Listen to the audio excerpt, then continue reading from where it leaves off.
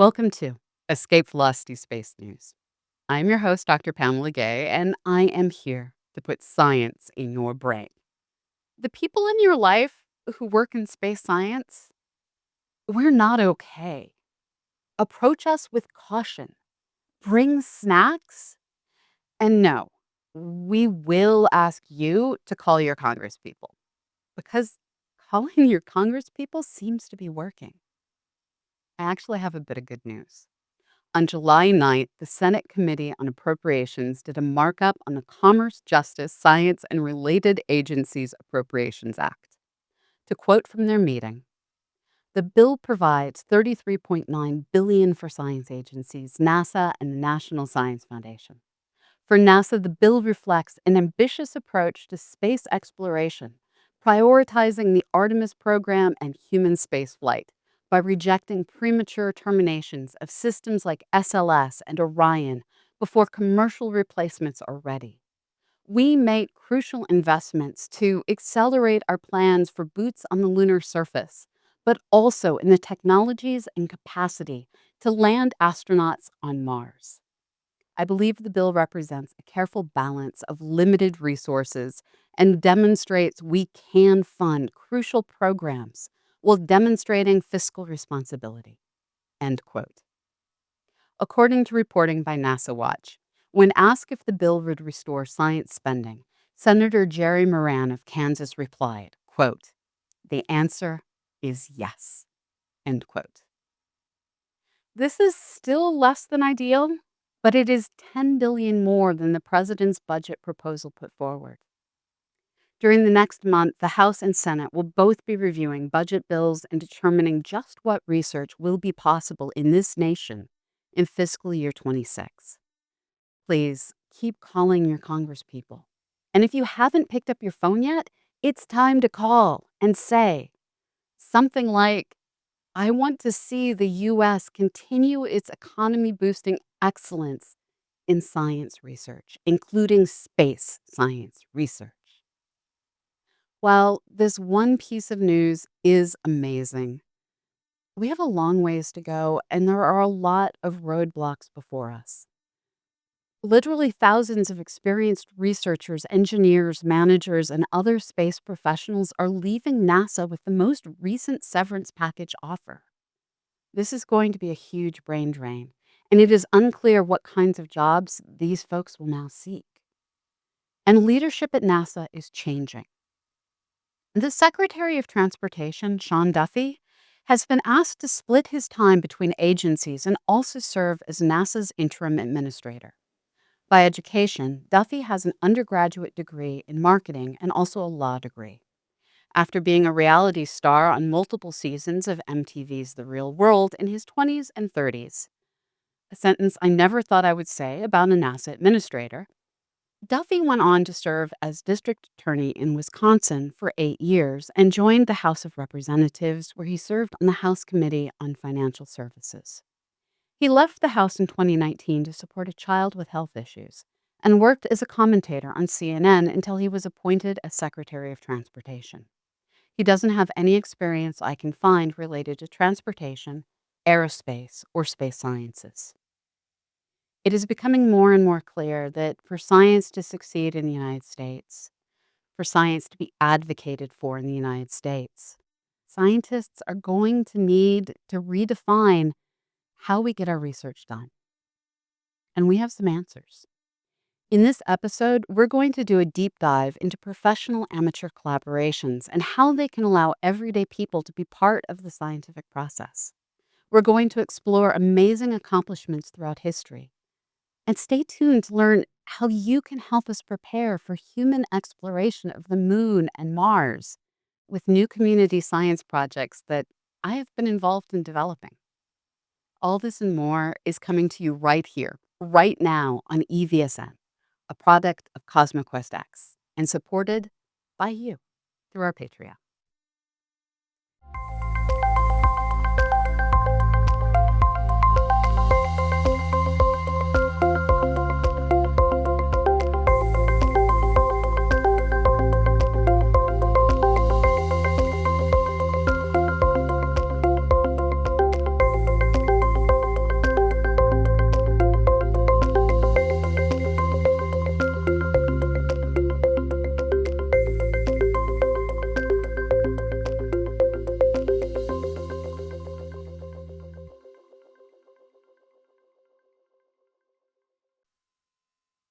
Across the centuries, people of all kinds have contributed to the field we now call science.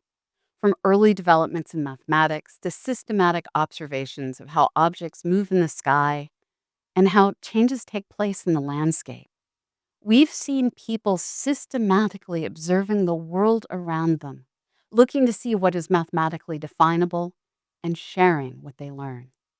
It is this last part, sharing what they learn, that makes someone a scientist. If you go outside tonight and you observe a bright spot on the surface of Saturn or Jupiter, or even on the shadowed side of the moon, but you never tell anyone beyond the lightning bugs in the yard with you, you're not doing science. If you document the time of your observations and where on the surface it appeared and share that information to researchers so your results can potentially be confirmed, that is science. And that example I just gave, that's just one kind of research that amateur astronomers contribute to all the time. This kind of science is made possible by modern digital detectors. And the first discovery was made by Anthony Wesley on June 3rd, 2009. Other kinds of discoveries have been taking place almost since telescopes were invented more than 400 years ago, with the most impressive collection of discoveries, in my opinion, belonging to William and Carolyn Herschel. William Herschel was originally a musician. He played the piano, the oboe, and the cello. He was the composer of 24 symphonies, and in his spare time managed to discover Uranus, two moons of Saturn. Those moons were Mimas and Enceladus. He also found two moons of Uranus, Titania and Oberon.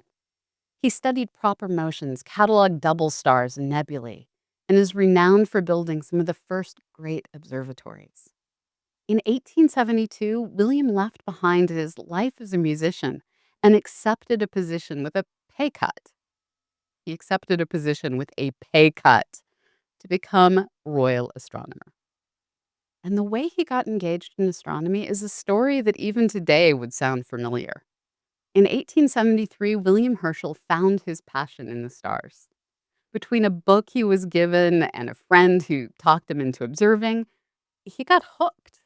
He started building telescopes. He started studying the sky and recording everything he saw. And one day in 1881, he saw a small blue disk. And a few days later, he saw that same blue disk had moved. At first, he thought it was a comet, just another wandering traveler shooting through our solar system. But with careful observation, he came to realize that he had actually discovered the seventh planet in our solar system. He was the first person to find a new planet in all of recorded history. Herschel wasn't looking to make a discovery. He was just looking. And the more he looked, the more he discovered. Herschel realized as he hopped from known star to known nebula that between all the known objects in the sky was a whole host of undiscovered fuzzy bits, what we now know of as galaxies and star-forming regions and globular clusters. They were all just there waiting to be discovered as he built better and better telescopes. He followed his passion for the stars until it led him to a whole new understanding of the cosmos. These are the contributions we're most aware of, but it's some of the side discoveries I find most amazing. Herschel discovered infrared radiation accidentally by passing sunlight through a prism and holding a thermometer just beyond the red edge of the rainbow. This thermometer was meant to be a control to measure the ambient air temperature in the room. He was shocked when it showed a higher temperature than the visible spectrum. Further experimentation led to Herschel's conclusion that there must be an invisible form of light beyond the visible spectrum. Between his music and his astronomy, Herschel was also a family man. And after his parents passed, he took in his spinster sister. Carolyn Herschel is perhaps unfairly remembered as William's grouchy younger sister and constant assistant. Originally, astronomy wasn't her thing.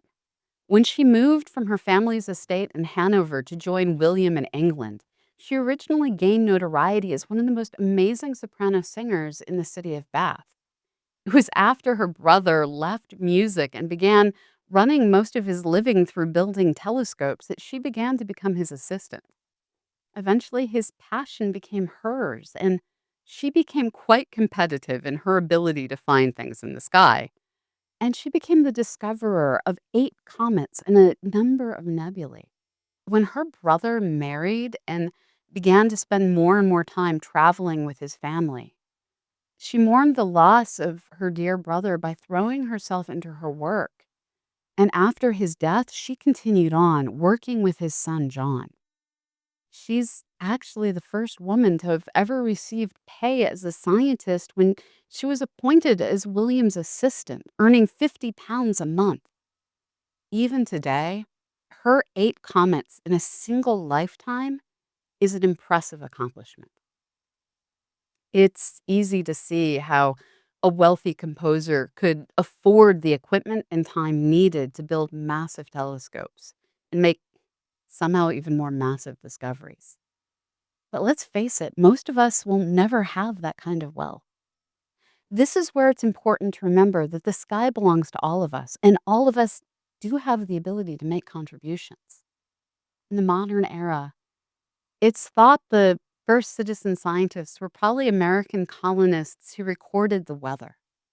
From John Campius Holmes recording storms in the mid 1600s to George Washington, Thomas Jefferson, and Benjamin Franklin tracking the weather during the founding of America. These men were united in a single purpose. They were trying to understand meteorology by recording enough data that when all their data and all the data of the people they inspired to help was all put together, maybe some sort of a pattern, an understanding of when and where storms will hit could be found in their records. It was Thomas Jefferson who first envisioned a network of weather observers. According to the National Weather Service, Jefferson recruited volunteer weather observers in 6 states, including Virginia, Massachusetts, Pennsylvania, Connecticut, New York, and North Carolina. It was on the foundations of this work that in 1849, the Smithsonian Institute set up a system for receiving weather data. By 1990, the number of observers had grown to 10,000 stations. This system still exists in the form of the Cooperative Observer Program and is used by the National Weather Service. In 2010, there were over 12,000 stations in the network. But today, it's shrank to just 8,700 volunteers per the NOAA website. Another elder community science organization that has stood the test of time is the American Association of Variable Star Observers, or the AAVSO. It's actually an international organization with an out-of-date name. In 1882, Harvard College Observatory director Edward Pickering published a plan for securing observations of variable stars, in which he proposed enlisting the help of volunteer observers. As has so often happened, willing observers stepped forward to accept his offer of collaboration. 3 of these men, Seth Chandler, a skilled mathematician, Edwin Sawyer, a bank clerk, and Paul Yandell, a man who worked as a store clerk, a soldier, bank clerk, and draftsman. These men were all leaders in the volunteer efforts of recording the changing brightnesses of variable stars with thousands of observations and a library's worth of publications between them. Their efforts paved the way for William Alcott to form the AAVSO in 1911. The work done by these observers was, and always has, included observations made with the unaided eye, without telescopes. It takes no equipment to step into your driveway and check if a list of stars has either gone nova or dipped out of view as it was eclipsed. The human eye can even do good comparisons between stars of known brightnesses to allow it to measure changing brightnesses with sufficient precision to produce scientifically useful data for objects like pulsating red variables. But let's face it, It's a whole lot more satisfying to be out there with a telescope and a digital camera, and not all of us can afford those. And this is where our new age of high speed internet and massive catalogs of online data have radically changed how volunteers engage in space related sciences. After a break, we'll be back to look at the modern age of fully online community science and how you can help us explore the moon and Mars. Stay tuned. Back in the spring of 1999, while one part of the internet focused in on still unpatched Y2K bugs, another often overlapping part of the internet focused in on something much more fun: the search for extraterrestrial life.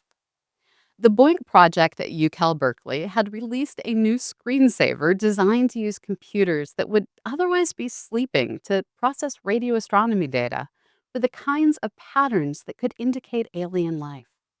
I have to admit, my computer was deeply engaged in processing my dissertation data, so it didn't get downtime, and it spent all of its efforts looking for galaxy clusters, not radio signals from extraterrestrials. But public computers at McDonald Observatory had SETI at Home installed, and it was way cool to watch the spiky noise flow across the screen as the computers process data between researchers checking their email. This was the first fully online crowdsourcing campaign I've been able to identify in space science. While human minds didn't get utilized, this project has engaged 5.2 million participants, demonstrating that a lot of humans will contribute available resources to science. And all you have to do is ask. SETI at Home has spun off numerous other projects powered by the BOINC software, including Einstein at Home, which looks for pulsars in radio and gravitational wave data, and climateprediction.net, which runs climate models. From utilizing unused computing resources, it wasn't a big a leap to ask people to volunteer their unused thinking resources. In August of 2006, folks from UCal Berkeley once again asked the public to help them process data. This time they had images of the aerogel flown by the Stardust mission. In this gel, tiny grains of interstellar dust were trapped and waiting to be found in images and retrieved by scientists. The thing was, there were too many images for the science team to search in a reasonable amount of time. So they created an online interface and a proficiency test and invited the public to come help them out. I have to admit, I failed their proficiency test. I am no good at finding dust in the images. Back in 2006, I was a variable star astronomer. I was working with amateur astronomers on various projects and serving on the AAVSO's board of directors. Community science and podcasting were two major parts of my life. What I didn't realize was the revolution that was about to take place as massive telescopic surveys began to flood researchers with data. In 2009, the launch of the Lunar Reconnaissance Orbiter led to the need for a way to get help from humans to map out lunar features. Along with Chris Lintott, I'd written the grants for the project that went on to become Zooniverse, and we launched MoonZoo on the heels of LRO. In 2011, CosmoQuest was started with funding from LRO, Messenger, Dawn, and New Horizons.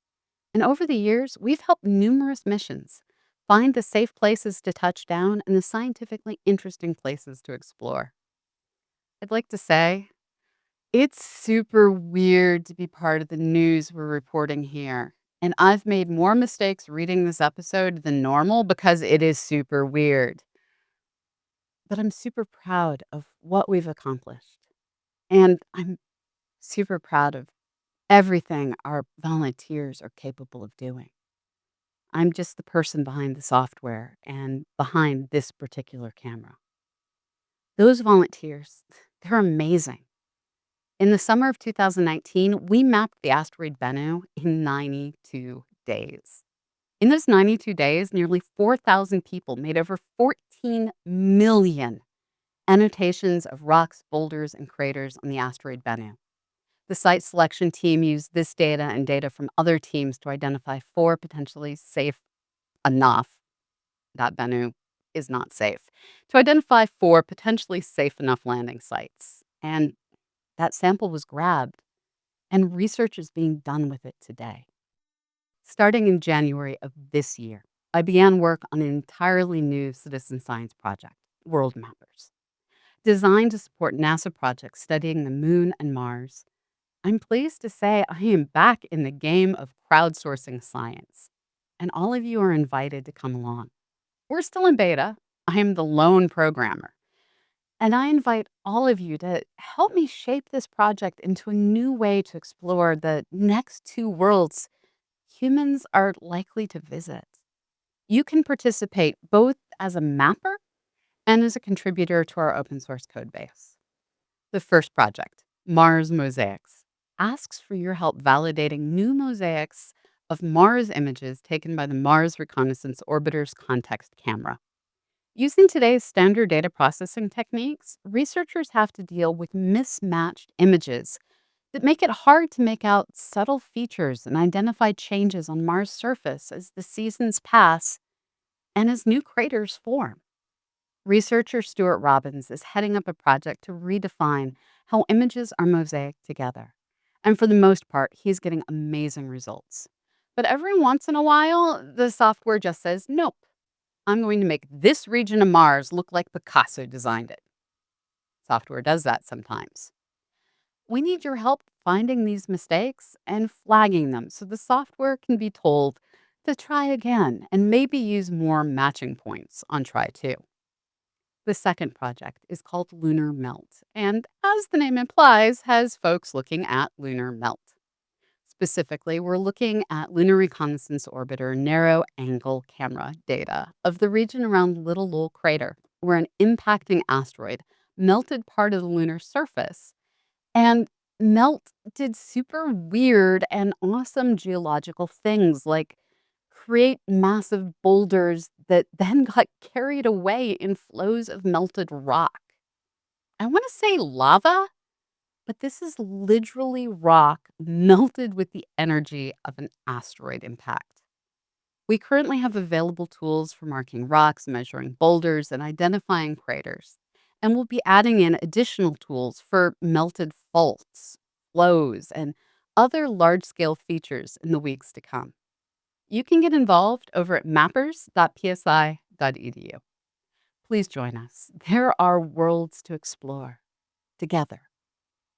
Up next, we'll be welcoming on Erik Madaus for this week's Tales from the Launchpad. Stay tuned. Next up, I'm pleased to welcome on aerospace correspondent Erik Madaus for this week's Tales from the Launchpad.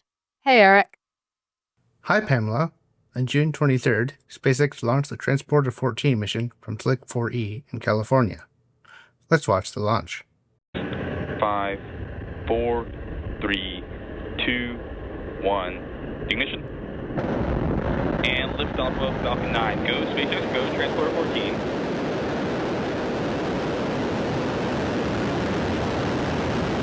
Vehicles pitching downrange.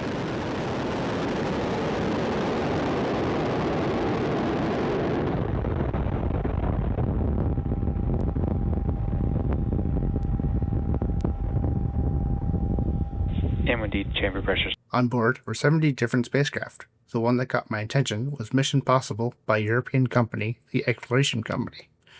It was a subscale demonstrator for their in-development next capsule. It rode into space on the top of the stack of spacecraft and separated after the second stage conducted its deorbit burn. The plan was to re-enter and to deploy parachutes for a soft water landing. It did survive re-entry, but according to the company, it did not deploy their parachute, and they lost contact shortly after re-entry. On June 26th, Rocket Lab conducted the Get the Hawk Outta Here mission from their New Zealand spaceport. Let's watch the launch. 5, 4, 3, 2, 1. Liftoff.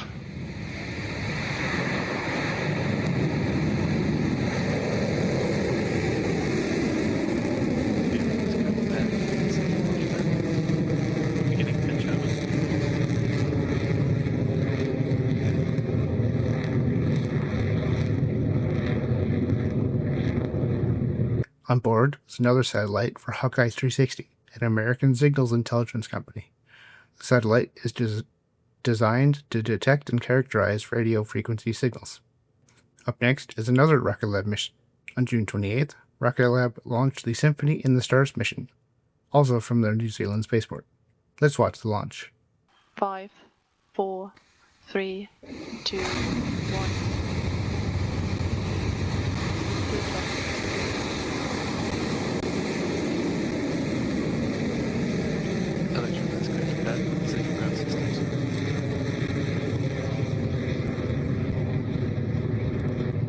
The mission was for a confidential commercial customer deploying a single satellite into orbit. No other details were disclosed. This mission launched less than 48 hours after the last one, making the fastest turnaround of Electron's Launch Complex 1 yet. On June 29th, JAXA launched the COSAT GW satellite from the Tanegashima spaceport. Let's watch the launch. 8、7、6、5、4、3、 Main engine start. The main engine ignition. SRBA pickup. You know, Solid boosters are ignited. Liftoff.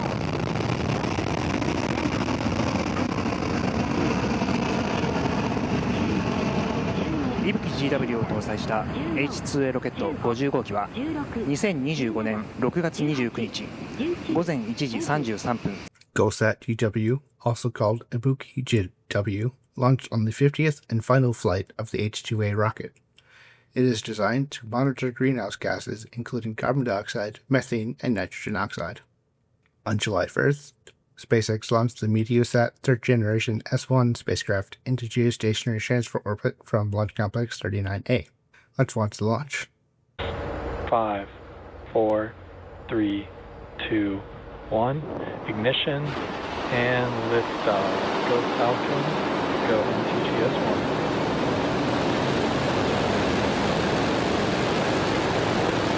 Vehicles pitching downrange. Heavy motion power.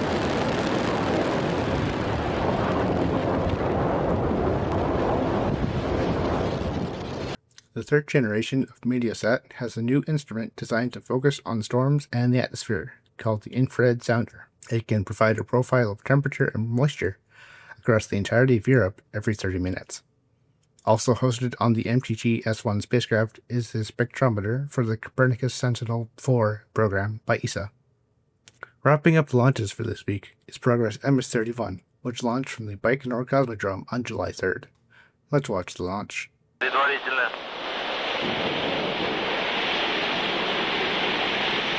Промежуточная.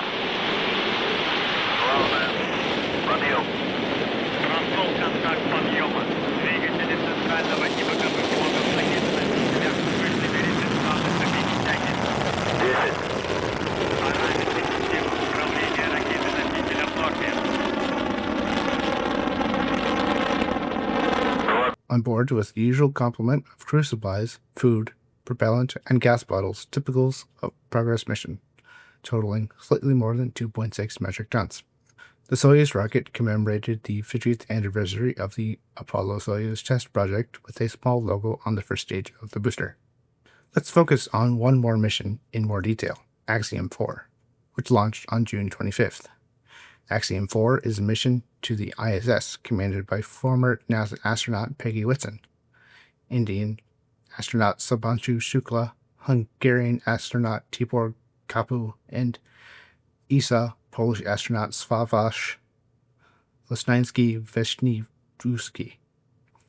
Subhanshu and Sławomir are the second persons from their respective countries to go into space. Subhanshu is on the mission to gain space experience before launching on the first crewed flight of the Gaganyaan spacecraft, Gaganyaan 4, no earlier than 2027. This mission has had a tripled flow to launch. Speaking of, let's watch that launch. 5, 4, 3, 2, 1. Ignition and liftoff. Go. For three nations, a new chapter in space takes flight. Godspeed, AX4.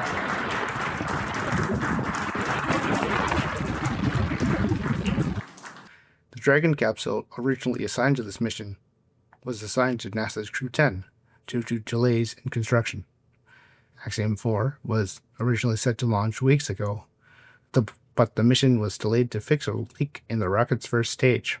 SpaceX was prepared to launch with a minor fix, but according to Indian media, Israel threatened to pull their astronaut from the mission if a proper repair was not made. SpaceX made the repair, but it took several weeks to complete and then redo the testing. Then, a leak was discovered in the Zvezda module of the ISS, causing a further delay. Zvezda has a further history of leaks, and the rear docking port hatch is now closed unless absolutely necessary. The delay in capsule switch did mean this crew would fly on a brand new Dragon capsule and get to name it. They chose the name Grace. The Axiom 4 crew will spend 2 to 3 weeks in space performing experiments for their various agencies before returning to Earth. On June 29th, Blue Origin conducted the NS-33 mission from their West Texas spaceport. Let's watch the launch.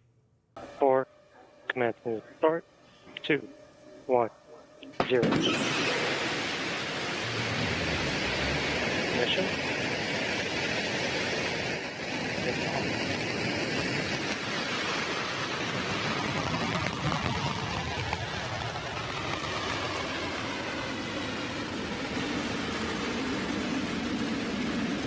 And New Shepard has cleared the tower. Beautiful shot. Starting roll program. The mission was delayed twice, both for weather. On board were 6 passengers. Following launch, the capsule landed unusually close to the booster because of low winds. Blue Origin said this was nominal. We keep track of orbital launches by launch site, also called spaceport. According to RocketLaunch.live, so far this year, the United States has had 91 launches, China has had 37 launches, New Zealand has had 10 launches, Russia has had 5 launches, Kazakhstan has had 3 launches, French Guiana, India, and Japan each have had 2 launches, and Norway has had 1 launch. This makes the total number of launches so far this year 153. Of these 153 launches, there have been 6 failures, finding us that space is hard. Thanks, Erik. Before we go, I want to call your attention to an unassuming moving dot. Cataloged as 3I Atlas, this high-speed dot is moving at more than the escape velocity of our solar system as it comes crashing through on its journey through the Milky Way. This dot is moving at a whopping 68 kilometers per second. Folks, this is an interstellar object that originated from some other solar system. The Atlas telescope in Chile discovered it on July 1st. Amateur astronomer Sam Dean and others were able to find pre-discovery images taken by the Atlas and the Zwicky transient facilities. The pre-discovery images and new data combined to show that 3I Atlas will reach about the same distance from the Sun as Mars next October and will then begin its journey back out the other side of the solar system. We'll have our best view from Earth next Christmas, and if we're lucky, this will be visible from larger backyard telescopes. For now, it is a fuzzy dot, and a whole lot more data is needed. We know it is a few tens of kilometers across, and that it has ices capable of melting as it moves toward the Sun. It's also coming at us from a weird angle, so it's likely that it originated further out from the plane of the Milky Way, or its path has been bent at a weird angle while it interacted with some other solar system or a rogue object.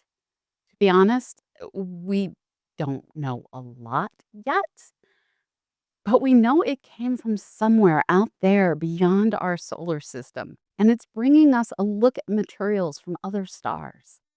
And that is really enough of a reason to get excited. All right, one last piece of information before we go. This is our penultimate episode of EVSN's 22-episode Season 3.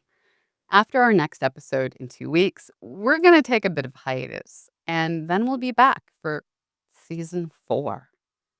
That's it for now. Remember, go out, everyone, and look up. Oh, and please give this video a like and subscribe so the algorithm tells you and the world when new science is ready to be learned. Thanks.